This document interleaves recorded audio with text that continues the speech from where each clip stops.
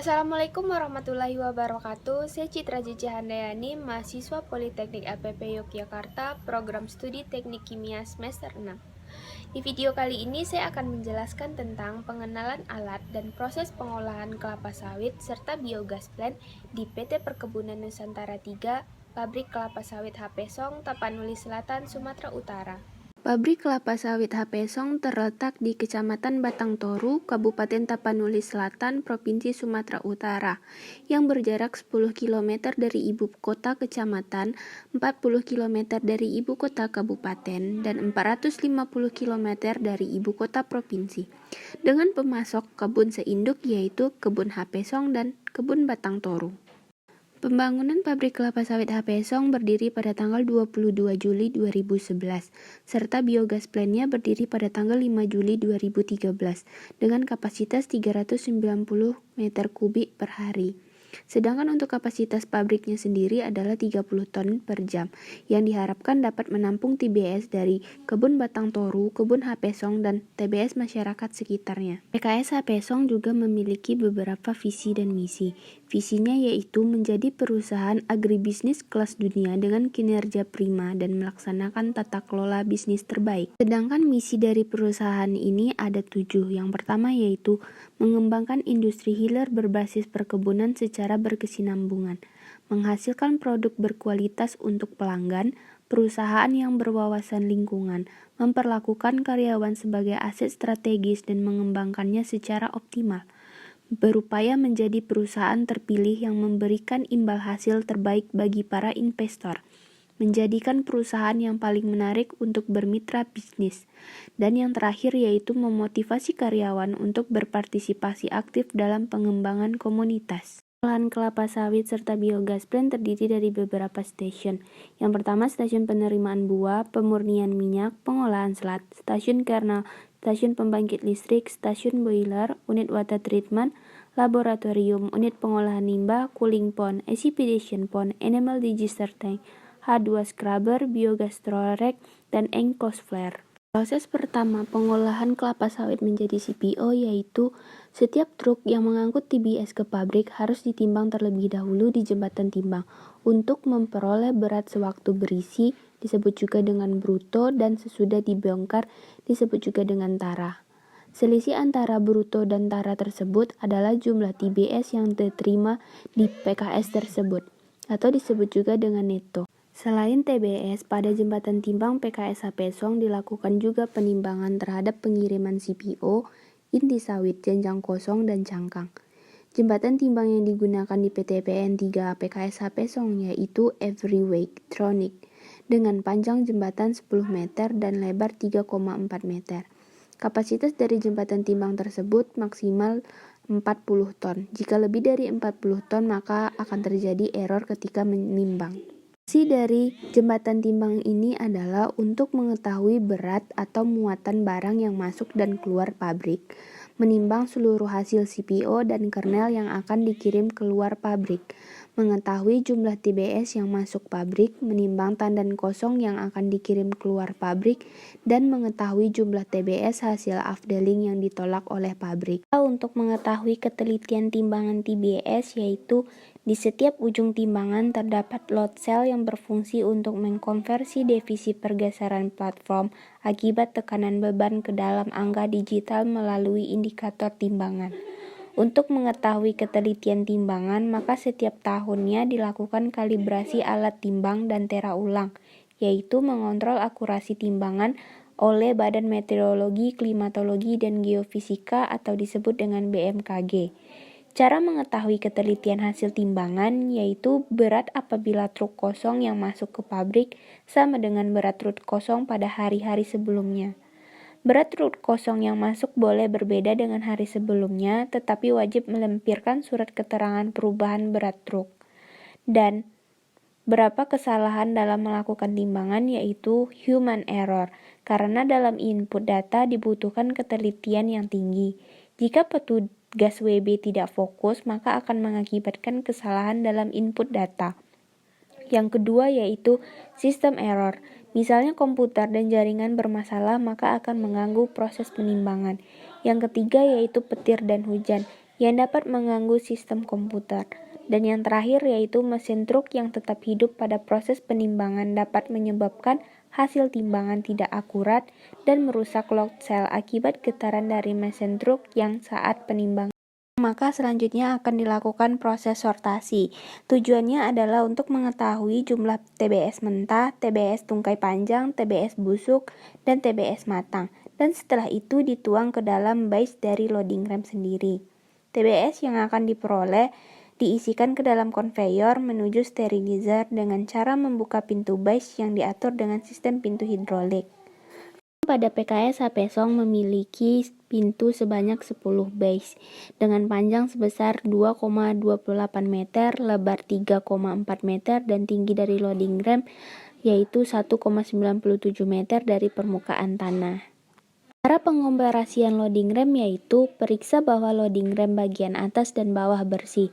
Pastikan bahwa seluruh pintu motor, hidrolik, dan sebagainya pada kondisi baik dan dapat beroperasi. Pastikan saat pengisian TBS ke konveyor tepat pada posisinya untuk mencegah TBS melimpah atau tumpah ke lantai. Dan yang terakhir yaitu pastikan brondolan dan janjang yang jatuh segera dikutip, tidak menunggu sampai proses berakhir. Dan faktor-faktor yang mempengaruhi loading ram ada 3, yaitu kebersihan loading ram dan kisi-kisi, hidrolik lemah, muatan loading ram yang terlalu banyak. Sedangkan hal-hal yang harus diperhatikan pada saat pengisian TBS ke loading ram ada beberapa, yaitu isian setiap pintu loading ram jangan sampai melebihi kapasitasnya. Isian yang berlebihan menyebabkan tandan terbawah di loading ram dan menjadi tertekan, sehingga minyaknya keluar dan menetes ke lantai. Yang kedua yaitu proses penerimaan dan penampungan di loading ram harus dilakukan secepat mungkin untuk meminimalisir kemungkinan terjadinya proses degradasi mutu minyak. Dan yang ketiga, di samping fungsi loading ram yang berfungsi sebagai sortasi dari penampungan, faktor ketahanan loading ram juga harus diperhatikan, terutama pada kisi-kisi loading ram bagian atas yang selalu mendapat beban terlebih. Dan yang keempat yaitu periksa semua pintu loading ram dapat bekerja dengan baik. Bersihkan peralatan yang bergerak di pasir, sampah, karat, dan residu. Dan periksa kebocoran-kebocoran pada pipa dan popa yang ada pada seluruh sistem hidrolik. Dan yang kelima yaitu brondolan dan TPS yang berjatuhan segera dibersihkan secara kontinu tanpa menunggu pertukaran shift. Selanjutnya adalah proses sterilizer. Sterilizer adalah bejana uap bertekanan yang berfungsi untuk merebus TBS dengan menggunakan uap basah. Jenis sterilizer yang digunakan pada PKS HP Song adalah berbentuk vertikal berjumlah 3 dengan masing-masing tabung memiliki 4 lapisan, yaitu aluminium, rock wool, plat besi, dan linar. Adapun tujuan dari proses perebusan ini adalah untuk melunakkan daging buah atau brondolan, untuk menurunkan kadar kandungan air dalam buah, untuk mengurangi peningkatan FFA, dan untuk menonaktifkan enzim-enzim lipase penyebab hidrolisa minyak.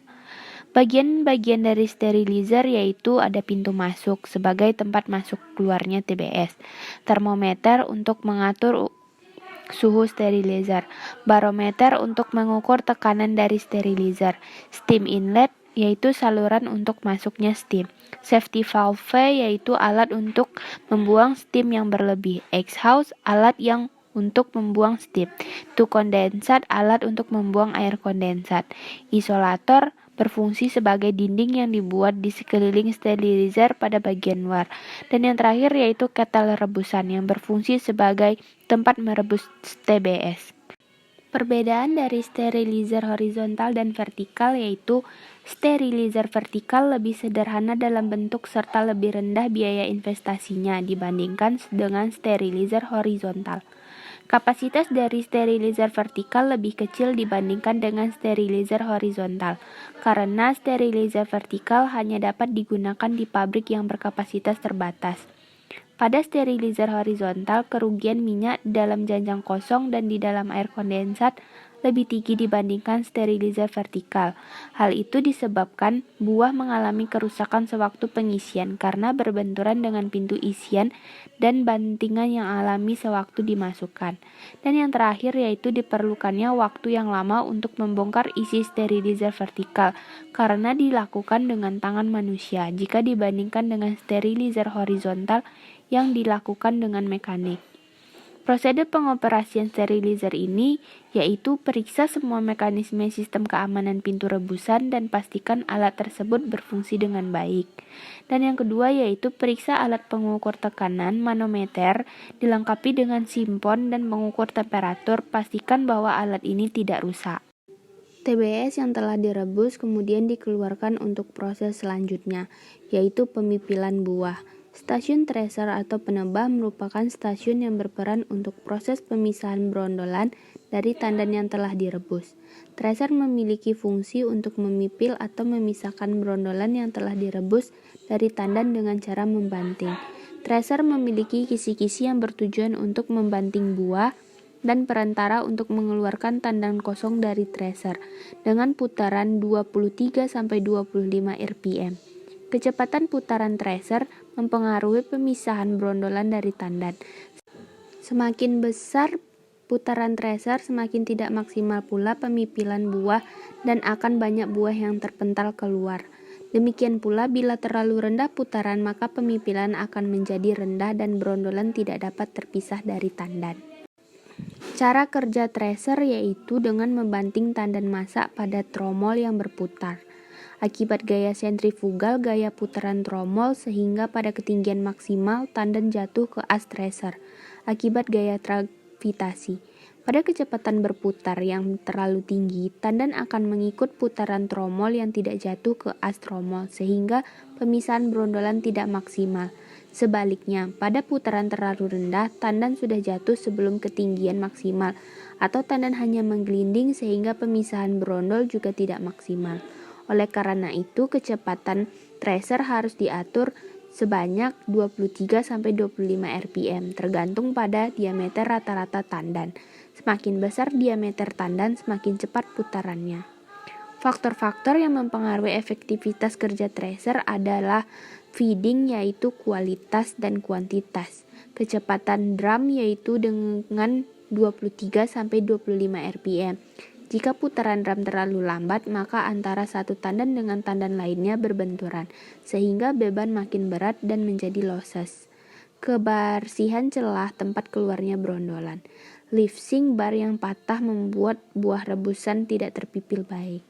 Dan hal-hal yang menyebabkan pembrondolan tidak sempurna yaitu buah belum memenuhi kriteria matang panen, holding time yang terlalu singkat, pengumpanan buah ke tracer yang terlalu banyak. Setelah TBS dipipil oleh tracer, maka brondolannya akan diangkut oleh fruit elevator menuju distributor conveyor untuk membawa brondolan menuju digester. Sebelum menuju digester, maka brondolan akan diangkut oleh fruit conveyor. Fruit conveyor sendiri terdiri dari dua unit, yaitu bottom fruit conveyor untuk conveyor yang berada di atas drum striper yang berfungsi mengatur aliran brondor dari drum striper ke fruit elevator menuju digester.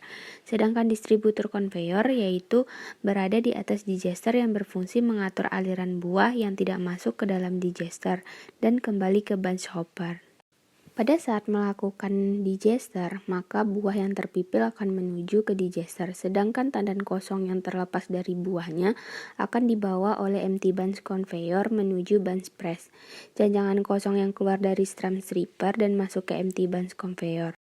Setelah dari empty bunch conveyor, maka janjang kosong masuk ke empty bunch press. Janjang kosong di sini dipres untuk menghasilkan minyak dan menggunakan satu buah skru.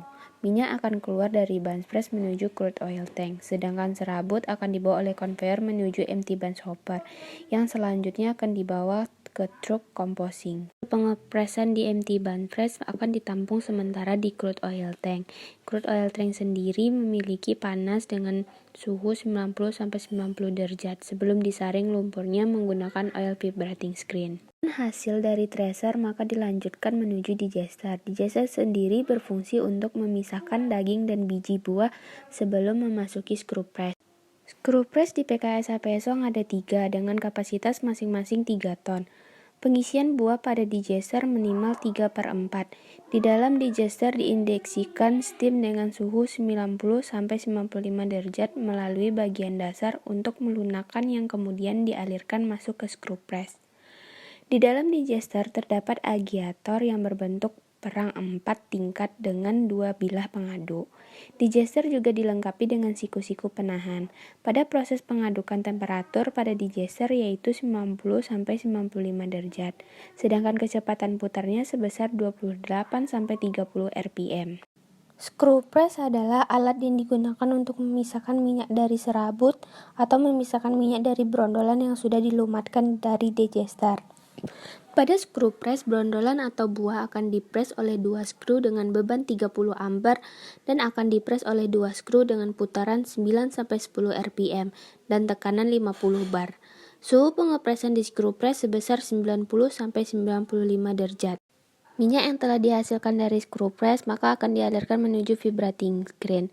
Vibrating screen berguna untuk menyaring kotoran berupa padatan seperti fiber, selat, dan kotoran lainnya yang terikut pada minyak, dengan prinsip menggunakan getaran yang berasal dari elektromotor saat menyaring. Di samping saringan terdapat lubang keluaran minyak hasil penyaringan yang akan dimasukkan ke crude oil tank. Sedangkan hasil penyaringan yaitu lumpur atau kotoran akan mengalir ke food elevator yang akan diumpankan ke digester kembali karena mengandung minyak. Vibrating screen memiliki 2 saringan dengan ukuran mesh saringan 40 mesh pada bagian bawah dan 20 mesh pada bagian atas. Tinggi dari vibrating screen ini sendiri adalah 65 cm dengan diameter 144 cm. Minyak hasil dari vibrating screen maka akan masuk ke crude oil tank yang berfungsi sebagai tempat penampungan dan pemanaskan minyak sebelum dipompakan ke continuous settling tank. Suhu minyak akan dipertahankan pada temperatur 90-95 derajat. Crude oil tank pada PTPN 3 PKSA Pesong berbentuk kubus dengan tinggi 147 cm, lebar 192 cm, dan panjangnya 313 cm, sehingga memiliki volume 8,83 meter kubik. Setelah minyak dari crude oil tank maka akan dipompakan ke continuous tank yang berfungsi untuk memisahkan minyak dari slot berdasarkan berat jenis, di mana fraksi yang lebih ringan yaitu minyak berada di bagian atas, sedangkan yang lebih berat yakni slot berada di bagian bawah. Pemisahan ini dibantu dengan pengadukan menggunakan agitator. Pada tangki ini diberikan steam dan heating coil agar pemisahan terjadi dengan sempurna. Suhu yang dijaga stabil pada suhu 90-95 derajat. Kapasitas dari continuous tank ini adalah 90 ton. Continuous tank memiliki ukuran ketinggian sebesar 10,6 meter, tinggi kakinya 2,1 meter, tinggi tabung 8,5 meter, dan diameter sebesar 4,5 meter. Sedangkan oil tank berfungsi untuk menampung minyak dari crude oil tank tadi, serta memanaskannya pada suhu 90-100 derajat dengan tujuan untuk mengurangi kadar air, di mana kapasitas oil tank ini adalah 15 ton dan memiliki ketinggian sebesar 7,8 meter dan diameter sebesar 2,9 meter. Vacuum dryer berfungsi untuk mengurangi kadar air dan memurnikan minyak produksi. Pada PKS PTPN 3H Pesong terdapat 1 buah vakum yang berkapasitas 6 ton minyak per jam dengan tekanan 760 cm Hg dan temperatur 80-90 derajat. Kadar air minyak maksimal pada vacuum dryer adalah 0,15%. Daily tank adalah tempat penyimpanan sementara minyak hasil olahan CPO dari vacuum dryer. Jika daily tank penuh dan truk pengangkut minyak belum datang, maka minyak yang berada di daily tank akan dialirkan ke storage tank. Ada 2 unit daily tank di PKS Pesong dengan kapasitas masing-masing 50 ton. Setelah semua minyak mentah melalui proses, maka tempat terakhirnya adalah storage tank yang berfungsi untuk tempat penyimpanan CPO yang dihasilkan sebelum dipasarkan. Kapasitas dari storage tank adalah 500 ton. Minyak yang terdapat pada storage tank siap untuk dipasarkan. Hal-hal yang perlu diperhatikan pada storage tank adalah suhu dijaga pada suhu 40-60 derajat Celcius menggunakan steam coil yang dialirkan melalui pipa di dalam storage tank. Kondisi steam coil harus diperiksa secara rutin karena kebocoran steam coil mengakibatkan kadar air pada CPO naik. Setelah proses pemurnian minyak, maka sludge akan dialirkan menuju sludge tank. Sludge yang dialirkan menuju sludge tank adalah sludge dari CST. Sludge yang terdapat pada sludge tank ini akan diolah lagi menjadi minyak dengan proses pemisahan berdasarkan berat jenis. Suhu yang harus dijaga yaitu 90-95 derajat Celcius.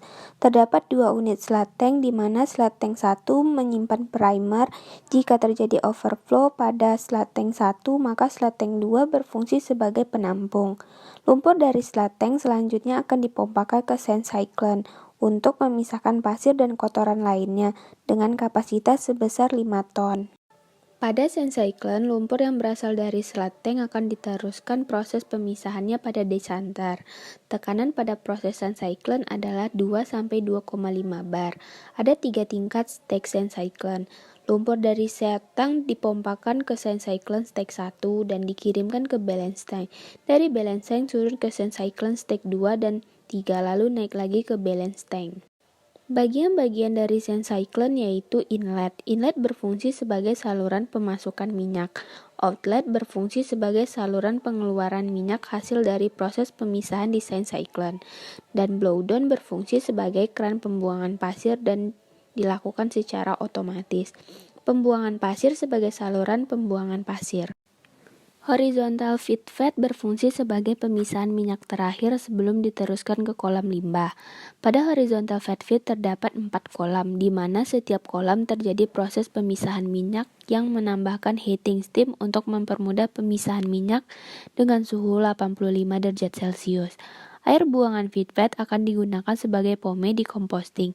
Sisa air feed vat akan dialirkan ke kolam limbah 1. Bagian-bagian dari feed vat yaitu saluran masuk yang berfungsi sebagai saluran untuk masuknya limbah ke feed vat. Bak yaitu berfungsi sebagai tempat penampungan limbah.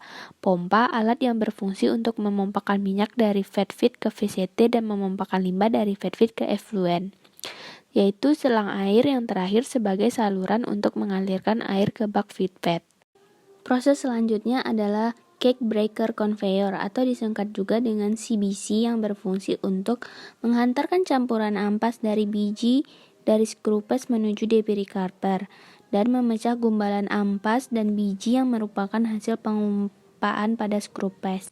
Debris carver adalah tempat untuk memisahkan serabut yang masih terikut pada biji. Setelah dari debris carver, maka dilanjutkan ke nut polishing drum. Nut polishing drum sendiri berfungsi untuk membersihkan sisa-sisa fiber yang masih melekat dalam nut serta membersihkan kotoran pasir dan batu yang terikut pada presan. Gaya sentrifugal untuk memisahkan biji dan serat berdasarkan berat jenisnya.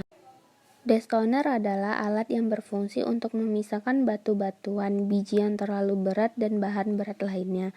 Destoner terdiri dari blower yang akan menghisap biji dan menghantarnya ke nut silo.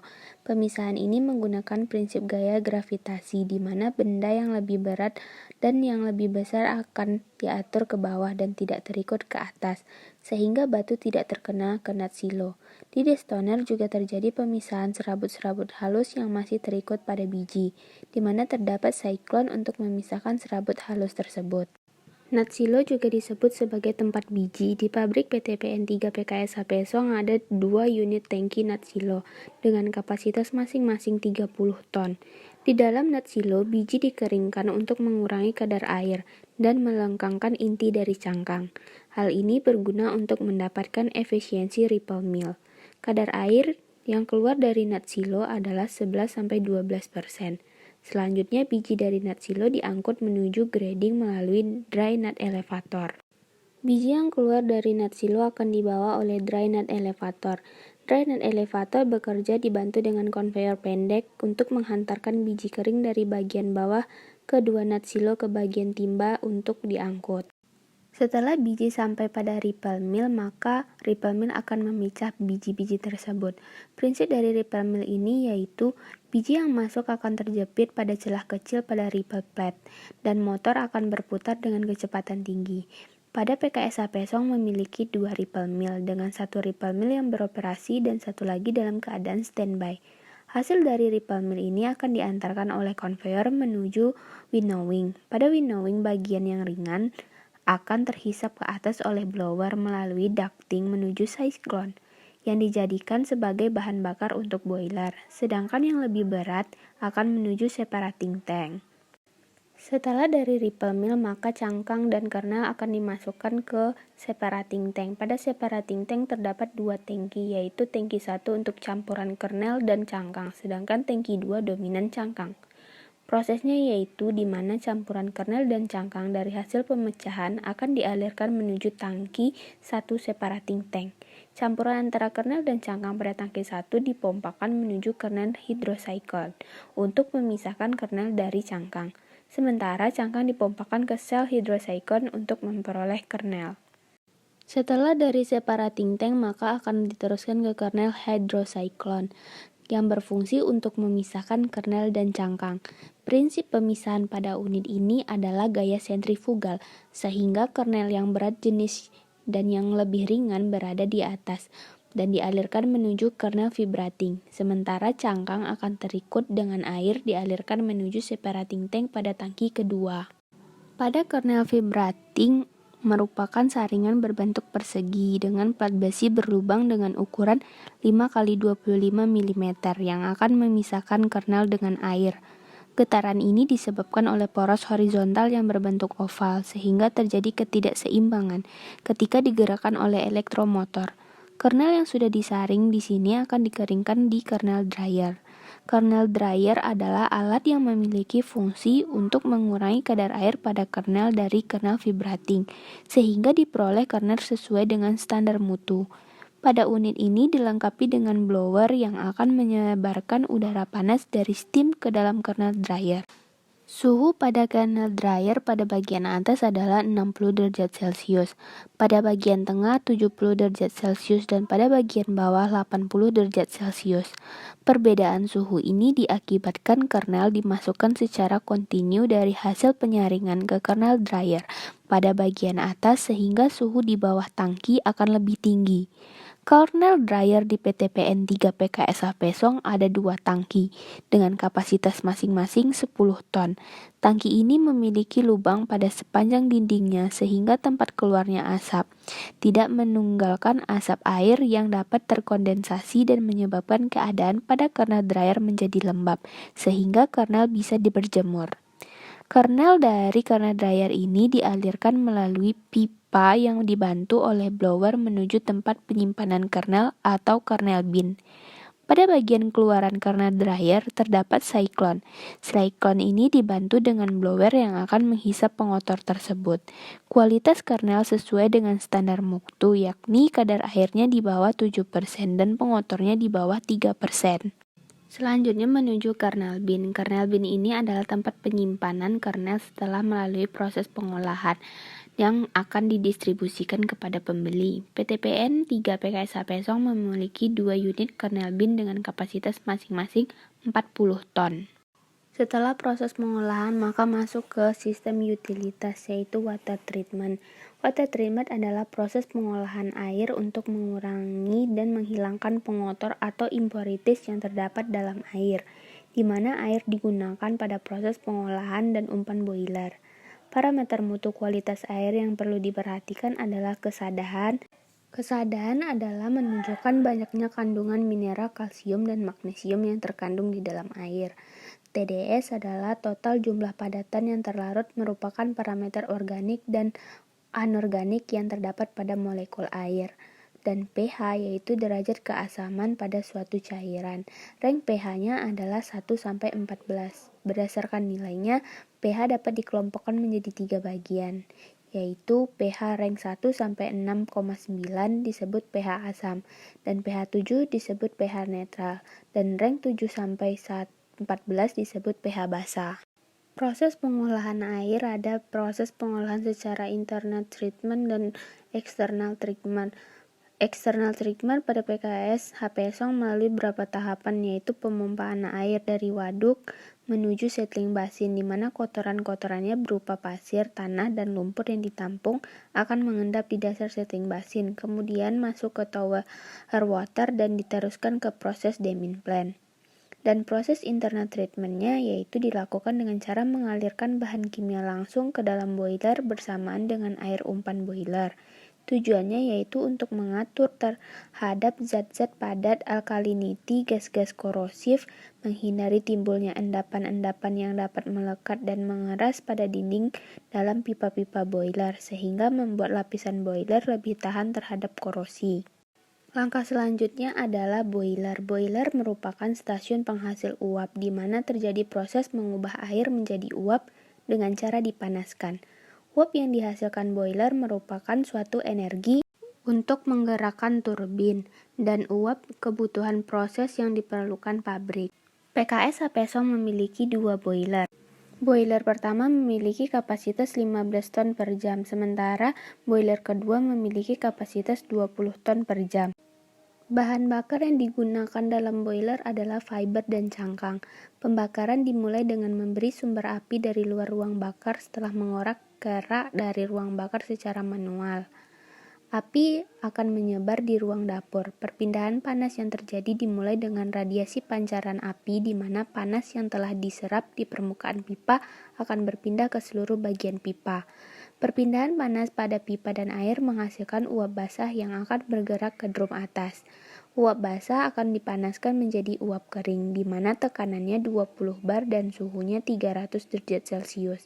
Selama proses berlangsung, tekanan harus dijaga selama 20 bar.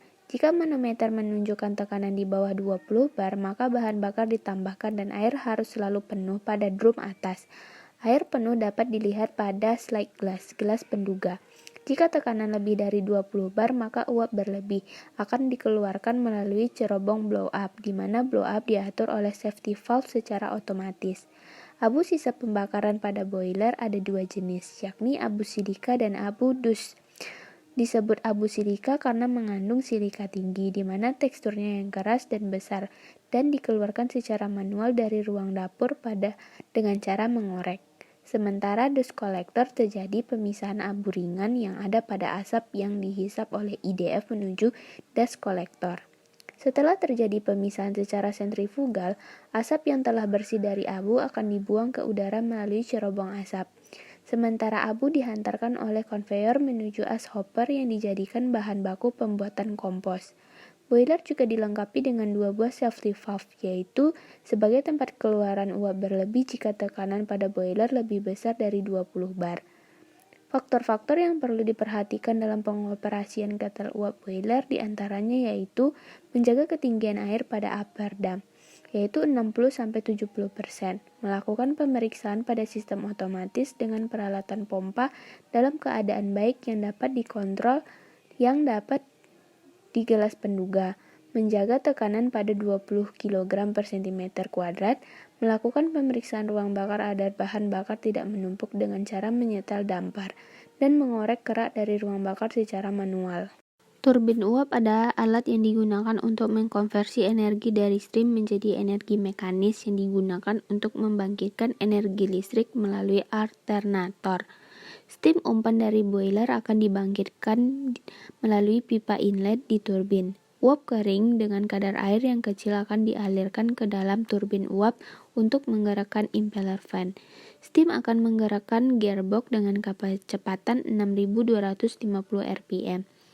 Gerak cepat tersebut akan menggerakkan generator pada turbin dengan kecepatan 1.500 rpm.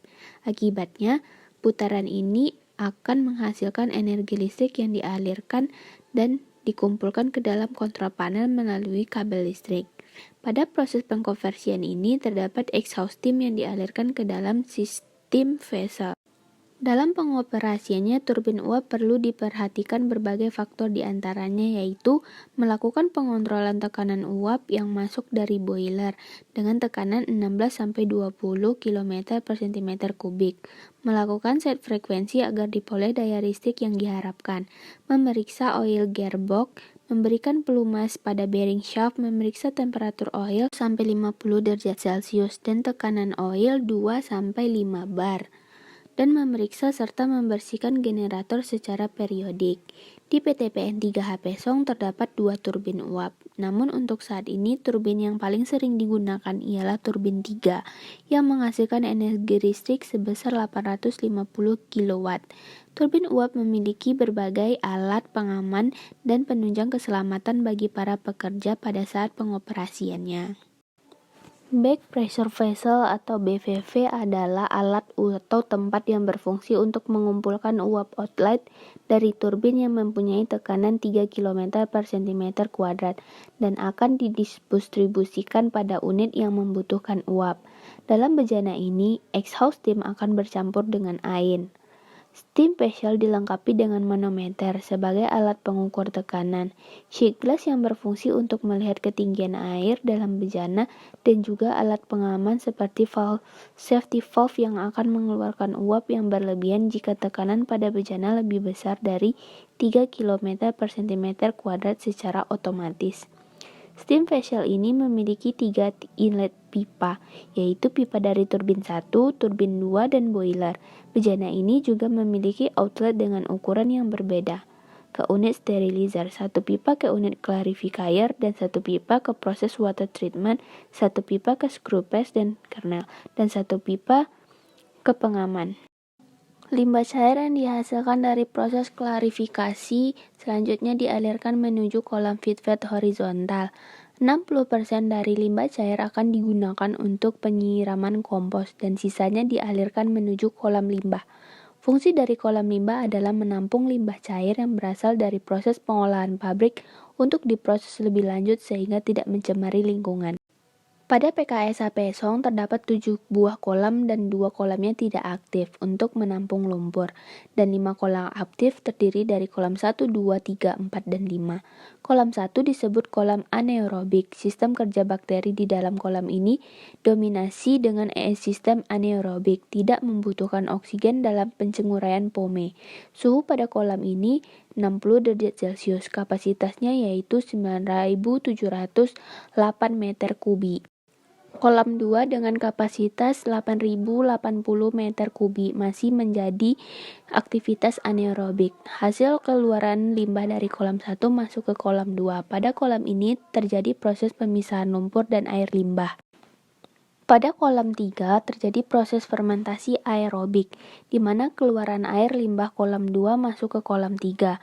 Kapasitas pada kolam ini adalah 12.936 meter kubik. Kolam limbah 3 disebut juga aerob, membutuhkan oksigen dalam proses penguraian cairan dari kolam volatilive dan aerob.